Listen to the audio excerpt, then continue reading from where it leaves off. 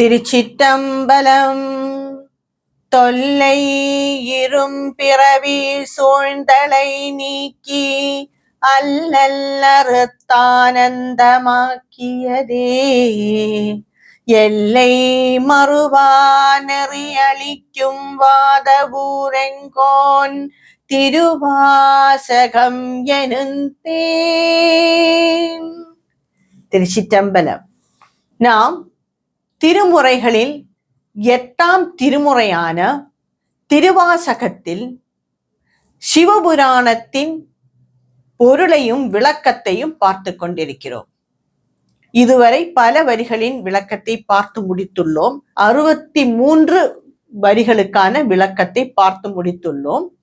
இதில் எல்லாம் மாணிக்கவாசக பெருமான் இந்த ஜீவனின் நிஜஸ்வரூபத்தையும் அது சிவனை காண்பதற்காக எவ்வாறு ஏங்குகிறது என்பதையும், இந்த மனதின் நிலையையும், இந்த ஜீவன் அதற்குள் இருந்து படும் அவஸ்தை, இது போல பல கருத்துக்களை கூறியிருக்கிறார் அவரின் பாடல் மூலம். இந்த வீடியோவில் 64 முதல் 67 வரிகளுக்கான விளக்கத்தை முதலில் காண்போம்.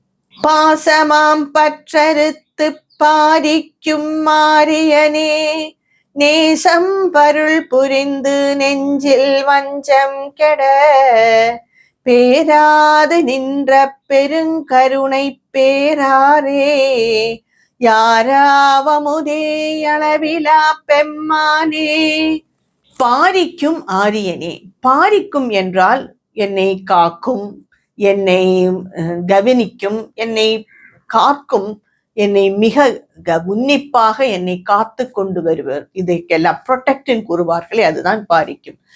ஆரியனே என்றால் குருவே, இல்லை என்றால் மிக சுத்தமானவனே, எல்லா பண்புகளிலும் உத்தமனே, எல்லாம் அறிந்தவனே, இவர்களைத்தான் ஆரியன் என்று கூறுவார்கள். நம் வரலாறு படி ஆரியர்கள் என்றால் அவர்கள் வேற ஏதோ இடத்திலிருந்து வந்து பாரதத்தை ஆக்கிரமித்ததாகவும் அவர்களே இங்கு இருப்பதாகவும் கூறுகின்றார்கள். நாம் அந்த கருத்தை எடுப்பதில்லை. ஆரியன் என்றால் உயர்ந்தவன், எல்லாத்திலும் சிறந்தவன், குருவாக தகுந்தவன், குரு என்றே கூறலாம். என்னை காக்கும் குருவே, எதிலிருந்து என்னை காக்கின்றாய்? என்னுடைய பாசங்களையும் பற்றுகளையெல்லாம் அறுத்து அதிலிருந்து என்னை காக்கின்றாய். எனக்கு ஒரு விஷயம் பிடித்து விட்டது என்றால் அதை நான் முதலில் வாங்குவேன். அதற்கு பிறகு அதில் என் மனம் செலுத்தி அதன் திரும்ப திரும்ப அதையே சிந்தித்து ஒரு பாசமும் ஒரு பற்றும் நானே வளர்த்து கொள்வேன். ஒரு சிலந்தி பூச்சி அதன் வலையை உண்டாக்குவது போல் ஒரு பொருளை நான் வாங்கிவிட்டேன் என்றால் அதை வைத்துவிட்டு வேறு வேலை செய்ய மாட்டேன். அதையே சிந்தித்து கொண்டு அதன் மேல் ஒரு பாசத்தையும் பற்றையும் வளர்த்து கொண்டு அதிலே நான் இருந்து விடுவேன். வேறு எதிலும் என் மனம் சிதறாது. இவ்வளவு தூரம் அந்த பற்று என்னை பற்றி கொள்ளும். இதுதான் பொருட்களானாலும் சரி, சொந்த பந்தங்களானாலும் சரி, இதுவே சிந்தித்து சிந்தித்து பாசமும் பற்றும் நாமளே நாம் வளர்த்து கொள்கிறோம். இதுபோல் உள்ளதில் இருந்து என்னை மனதை அறுத்து என்னை காக்கும் எனது குருவே. ஒரு குருஸ்தானத்தில் உள்ளவர்க்கு தான் இதை செய்ய இயலும். நேசம் அருள் புரிந்து நெஞ்சில் வஞ்சம் கெட, என் உள்ளே அன்பு ரூபமாக நீ நிற்கின்றாய். அவ்வாறு நீ நிற்பதனால் எனக்கு என்ன பிரயோஜனம்? என்னுடைய வஞ்சனைகள் எல்லாம் அழிந்து விடுகிறது. வஞ்சனை, கோபம், எதிர்பார்ப்பு, இது எல்லாம் அழிந்து விடுகிறது. நான் இப்பொழுது என்ன நினைக்கின்றேன் என்றால், அன்பும் அரவணைப்பும் எல்லாம் வேறு எங்கோ வெளியில் இருந்துதான் கிடைக்கின்றது என்று நான் கருதி கொண்டிருக்கின்றேன். நான் ஒரு இடத்தில் யாரோ ஒருவரிடம் நேசமாக இருந்தால் அவர்கள் என்னிடம் திரும்பவும் அதே அளவு நேசமாக இல்லை என்றால் எனக்கு கோபம் வந்துவிடும். ஏனென்றால் என் எதிர்பார்ப்பு சிதறுகின்றது. அவர்கள் அன்பாகத்தான் இருப்பார்கள், ஆனால் நான் எதிர்பார்ப்பது போல் இருக்க வேண்டும். இந்த அக்செப்டன்ஸ்னு கூறுவார்களே, இது மிகவும் பாடாய்படுத்துவது இந்த உலகத்தில்.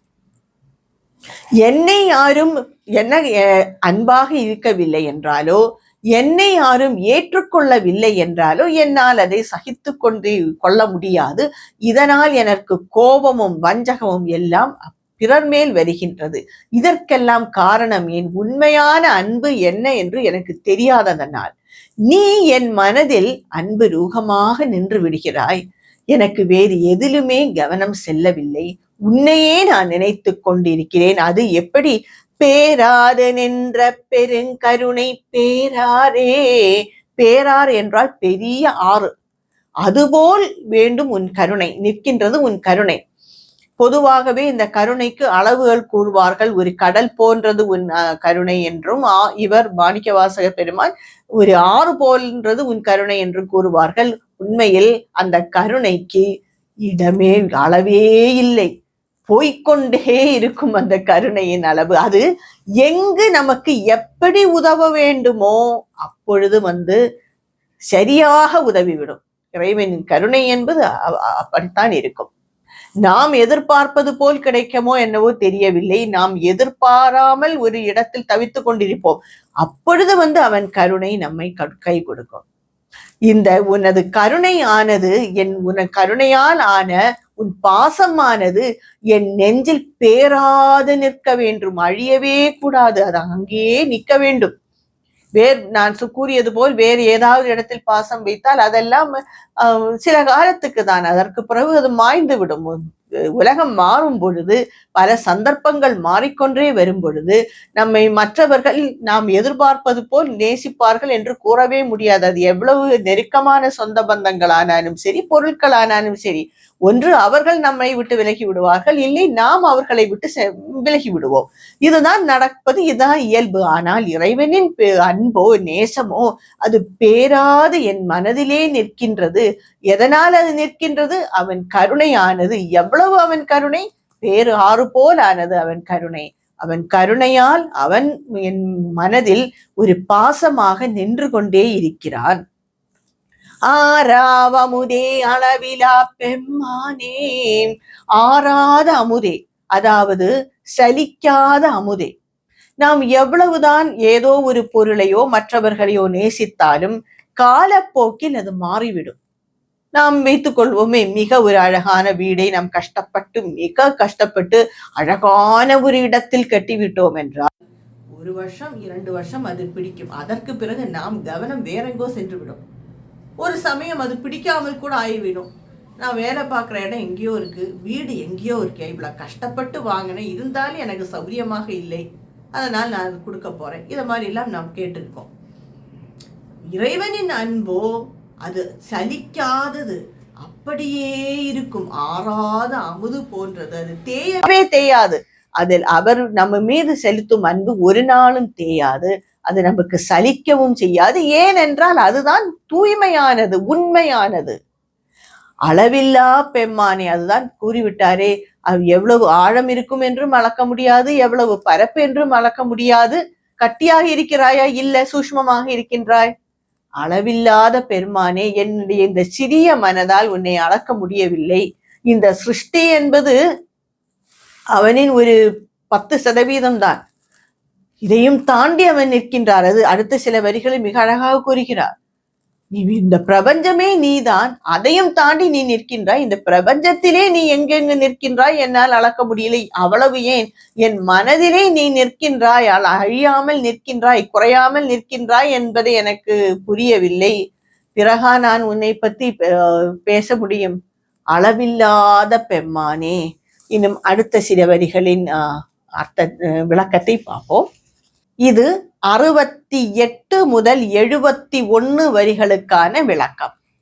ஓராதாருள்ள தொழிக்கும் ஒளியானே, நீராய் உருக்கி என்னாருயிராய் நின்றானே, இன்பமும் துன்பமும் இல்லானேயுள்ளானே, அன்பரு கண்பனே யாவையுமாய் அல்லையுமாய். இந்த சில வரிகளில் மாணிக்க வாசகர் ஈசனின் பெருமையையும் நமது இயலாமையையும் மிக அழகாக கூறுகிறார். ஓராதாருள்ளத்து ஒளிக்கும் ஒளியானே, நீ எல்லார் உள்ளும் ஒளியாகத்தான் நிற்கின்றாய். ஆனால் பாவ புண்ணியம் என்ற திரையால் அதை யாருக்கும் காண முடியவில்லை. உன்னை வணங்குபவர்களுக்கு உன் அருளால் அந்த திரை விலகி அவர்கள் உன்னை காண்கிறார்கள். ஆனால் உன்னை வணங்காதவர்க்கோ நீ அவர்கள் உள்தான் நிற்கின்றாய், ஒளியாகத்தான் நிற்கின்றாய், ஆனால் அவர்களால் உன்னை காண முடியவில்லை. ஓராதார் உள்ளத்தை நீ ஒளிந்து நிற்கின்றாய். சூரிய ஒளி இருக்கின்றது, கொஞ்சம் கார்மேகம் வந்தாலே அதன் வெளிச்சத்தை நாம் காண முடியாது. பெரும் கார்மேகம் வந்துவிட்டால் காணவே முடியாது, இருள் சூழ்ந்துவிடும். அதுபோல் நீ எல்லா இடமும் ஒளியாகத்தான் நிற்கின்றாய், ஆனால் உன்னை வணங்குபவர்களுக்குத்தான் அந்த திரை விலகி உன்னை காண முடியும்.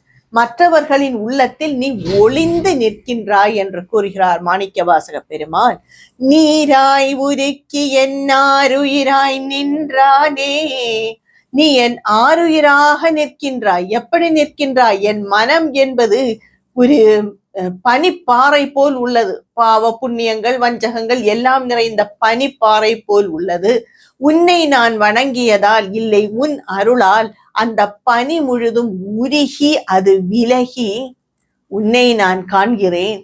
நீ அங்கு என் ஆருயிராய் நிற்கின்றாய். என் உயிர் நீ, ஆனால் என் மனம் அந்த உயிரை சூழ்ந்துள்ளது. அதனால் உன்னை நான் காண முடியவில்லை. இந்த மனம், இந்த இந்திரியங்கள், இந்த உடம்பு எல்லாமே ஜடம் போன்றவைதான். உயிராக அந்த ஈசன் உள் நிற்பதால் தான் இது எல்லாம் இயங்கிக் கொண்டு வருகிறது. ஈசன் விலகிவிட்டால் இது எல்லாம் திரும்பவும் ஜடமாய்விடும். அதனால் என் உயிராக நீ நிற்கின்றாய். என் மனதில் உள்ள பனிப்பாறை போன்ற அழுக்குகளை எல்லாம் நீ உருக்கி விட்டாய், விலக்கி விட்டாய். எனது உயிராக ஆருயிராக நீ நிற்கின்றாய். ஆருயிராய் நின்றானே, இன்பமும் துன்பமும் இல்லானே உள்ளானே. இன்பமும் துன்பமும் உனக்கு இல்லை, ஆனால் உண்டு. மாணிக்கவாசகர் என்ன கூறுகிறார் என்றால், இந்த பிரபஞ்சம் முழுவதும் நிறைந்திருப்பது அந்த ஈசன். ஒரு இடத்தில் கூட அவன் இல்லாதது இல்லை. அவன் மாயையும் கடந்தவன். இந்த இன்பம் துன்பம் சந்தோஷம் வருத்தம் மானம் அவமானம் இது எல்லாம் மாயைக்கு உட்பட்டது. இதெல்லாம் இந்த மனது அளவில் தான் உள்ளது. நாம் ஒன்று மற்றவர்கள் செய்தால் அது ரொம்ப இன்பமாக நினைப்போம், இல்லை நம்மை அவமதித்து விட்டார்கள் என்று நாம் துன்பப்படுவோம். இதெல்லாம் மாயைக்கு உட்பட்டது, மனதளவில் தான். ஆனா ஈசனோ இதை கடந்தவன். அதனால் அவனை இன்பமோ துன்பமோ இரண்டுமே பாதிக்காது. அவ்வாறு இருக்கும் ஈசனுக்கு எப்படி இன்பமும் துன்பமும் வரும்? என் உள்ளே அவன் உயிராக நின்று இந்த மனதை இயக்குகின்றான். அவ்வாறு செய்யும் பொழுது இந்த மனதில் உள்ள இன்பமும் துன்பமும் அவன் மேல் உள்ளது போல் காண்பிக்கின்றது. அதனால் அவன் இன்பமும் துன்பமும் உள்ளவன் போல் தெரிகின்றது. அவன் இந்த அடியார்களின் இன்பத்தையும் துன்பத்தையும் ஏற்று நிற்கின்றான். இந்த இன்பமும் துன்பமுக்கெல்லாம் ஒரு வேல்யூவும் இருக்காது அவன் உயிராக இல்லை என்றால். அந்த இன்பத்தையும் துன்பத்தையும் அவன் அந்த பிரதிபிம்பமாக அதை நின்று அதை அவன் ஏற்றுக்கொள்கிறான். இதனால் இன்பமும் துன்பமும் உள்ளானே. உண்மையில் ஈசனுக்கு இன்பமோ துன்பமோ இல்லை. ஆனால் இந்த அன்பர்களின் மனதில் அவன் ஏற்று நிற்கின்றதால், அந்த பிரகாசமாக நிற்கின்றதால், அதனால்தான் என் மனம் இயங்குகின்றது. இந்த இன்பமும் துன்பமும் அவன் மேல் பிரதிபலிக்கின்றது. அதனால் அவனும் இன்பமும் துன்பமும் உள்ளவன் போல் காட்சியளிக்கின்றது. அன்பரு கண்பனே யாவையுமாய் அல்லையுமாய். அன்பாக அவனிடம் இருப்பவர்களுக்கு அன்பனும் அன்பு ரூபமாக நிற்கின்றான். கொஞ்சம் காலத்தில் நம்மளும் அந்த அன்பு ரூபமாக மாறிவிடுவோம், சிவரூபமாக மாறிவிடுவோம். நமக்கும் கோபம் வராது, யார் மீதும் வெறுப்பு வராது, அன்பு மட்டும்தான் ஆகிவிடும். அவனே சிந்தித்து சிந்தித்து ஈசனின் அருளால் அவன் குணமே நமக்கும் வந்துவிடும். சிவனை வணங்குபவன் சிவனாகி விடுவான். அதுபோல் அன்பருக்கு அன்பனே, அன்பாக உள்ளவனுக்கு நீ அன்பாக நிற்கின்றாய். உன்னை வணங்காதவனுக்கு நீ ஒளிந்தும் நிற்கின்றாய். நீ எல்லாமுமாக இருக்கின்றாய். இது மட்டுமா ஈசன்? இல்லை. இது நான் கூறியது போல் இந்த படைப்பு என்பது ஒரு 10 விழுக்காடுகள் இல்லை, ஒரு 10 கொஞ்சோண்டு தான் இருக்கும், ஒரு மூலையில் தான் வரும். இதையும் தாண்டி உள்ளவன் ஈசன் அல்லானே. இந்த படைப்பாகவும் நீ நிற்கின்றாய், அல்லாதவனாகவும் நிற்கின்றாய். இந்த படைப்பின் அளவே எங்களால் புரிய முடியவில்லை. வேறு எவ்வாறு நாங்கள் படைப்பில்லாத நிற்கும் உன்னை புரிய முடியும்? இந்த மனம் என்பது ரொம்ப சிறியது. நாம் மனதில் எல்லாமே கொள்ள முடியாது. அதற்கும் மேலாக குப்பை கூலங்களாக போட்டு வைத்திருக்கின்றோம். இந்த மனதால் ஈசனை சிந்திக்க வேண்டும் என்றால் அது சுத்தம் அடைய வேண்டும். அப்படி சுத்தம் அடைந்தாலும் இந்த படைப்பில் நீ நிறைந்திருப்பதை நான் புரிய முடியும். ஆனால் அதையும் தாண்டி நீ நிற்கின்றாய், அல்லாதவனுமாக நீ நிற்கின்றாய். வேறு அடுத்த சில வரிகளின் விளக்கத்தை நாம் அடுத்த வீடியோவில் காண்போம். திருச்சிற்றம்பலம்.